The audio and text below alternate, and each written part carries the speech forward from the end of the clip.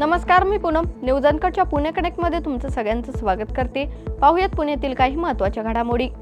पुण्यातील महा रेजिमेंटच्या मुख्यालयामध्ये भारतरत्न डॉक्टर बाबासाहेब आंबेडकर यांचा पुतळा बसवण्यात यावा या मागणीसाठी प्रधानमंत्री नरेंद्र मोदी यांना 1 लाख पोस्टकार्ड पाठवण्याची मोहीम सुरू करण्यात आली आहे. रिपब्लिकन युवा मोर्चा आणि महा रेजिमेंटचे निवृत्त कर्मचारी यशसिद्धी वेलफेअर असोसिएशनच्या संयुक्त विद्यमाने डॉक्टर बाबासाहेब आंबेडकर उद्यान परिसरामध्ये काल पंतप्रधान कार्यालयाला पोस्टकार्ड पाठविण्याच्या अभियानाची सुरुवात करण्यात आली आहे. मुख्यमंत्री म्हणून जबाबदारी सांभाळताना 2014 ते 2019 या काळात देवेंद्र फडणवीस यांनी दलित, मराठा, ओबीसी समाजासाठी सुविधा दिल्यात. त्यामुळे त्यांच्या विरोधात हा समाज जाऊ शकत नाही, असा दावा राज्याचे उच्च व तंत्र शिक्षण मंत्री आणि भाजपचे नेते चंद्रकांत पाटील यांनी केला आहे. मुख्यमंत्री माझी लाडकी बहीण योजनेबाबत महत्त्वाची माहिती समोर आली आहे. या योजनेतून आता तब्बल 8 लाख महिलांना 1500 रुपयांऐवजी 500 रुपये मिळणार असल्यानं लाडक्या बहिणीचं टेन्शन आता वाढलंय. याचं कारण म्हणजे ज्या महिला नमो शेतकरी योजनेचा लाभ घेतात त्या 8 लाख महिलांना लाडकी बहीण योजनेतून 1500 रुपयांचा लाभ आता घेता येणार नाहीये. भोर तालुक्यातील कापूरहोळ ग्रामपंचायतीच्या 5 सदस्यांनी राजीनामा दिलाय. गटविकास अधिकारी किरण कुमार धनावडे यांच्याकडे या सदस्यांनी राजीनामा दिलाय. सरपंच ग्रामपंचायतीत नसल्यामुळे ग्रामपंचायतीला पोस्टाने राजीनामे पाठवावे लागलेत.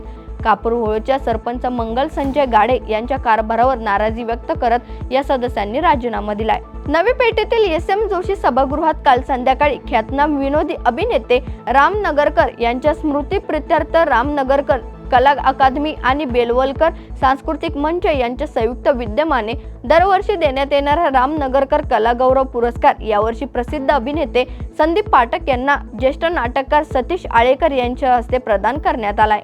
दरवर्षीप्रमाणे यावर्षी राष्ट्रीय स्वयंसेवक संघ, भारतीय संस्कृती संवर्धक संस्था व कसबा भाग मोतीबाग नगर यांच्या संयुक्त विद्यमाने भारतरत्न डॉक्टर बाबासाहेब आंबेडकर यांच्या 134व्या जयंतीनिमित्त काल राष्ट्रीय स्वयंसेवक संघाने पश्चिम महाराष्ट्र कार्यालय मोतीबाग शनिवार पेठ या ठिकाणी भव्य रक्तदान शिबिर पार पडले. यंदाचे हे शिबिराचं 9वं वर्ष होतं. या शिबिरास प्रमुख पाहुणे म्हणून ज्ञानदीप अकॅडमीचे संचालक महेश शिंदेही उपस्थित होते. Indian railway catering and tourism कॉर्पोरेशनने उत्तर भारत देवभूमी यात्रा ही एक विशेष पर्यटन ट्रेन सुरू करण्याची घोषणा केली आहे, जी प्रवाशांना उत्तर भारतातील प्रमुख धार्मिक आणि सांस्कृतिक स्थळांना 10 दिवसांच्या प्रवासावर घेऊन जाणार आहे. ट्रेन 17 एप्रिल रोजी पुणे येथून निघणार असून या प्रवासात हरिद्वार, ऋषिकेश, अमृतसर, वैष्णोदेवी, मथुरा, वृंदावन, आग्रा या महत्त्वाच्या ठिकाणांना भेट देणार आहे. 10 दिवसांच्या प्रवासानंतर पुन्हा ट्रेन पुण्याला येणार आहे.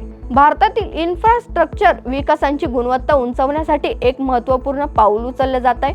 कन्स्ट्रक्शन क्वालिटी रेटिंग एजन्सीनं कन्स्ट्रक्शन इंडस्ट्री डेव्हलपमेंट काउन्सिलिंग बरोबर भागीदारी करत भारताची पहिली गुणवत्ता मूल्यांकन व ग्रेडिंग प्रणाली सुरू केली आहे. ही प्रणाली जागतिक दर्जा सुनिश्चित करण्यासाठी तसेच देशभरातील इन्फ्रास्ट्रक्चर कल्पनांसाठी नवीन मानदंड तयार करण्याच्या उद्देशाने विकसित करण्यात आली आहे.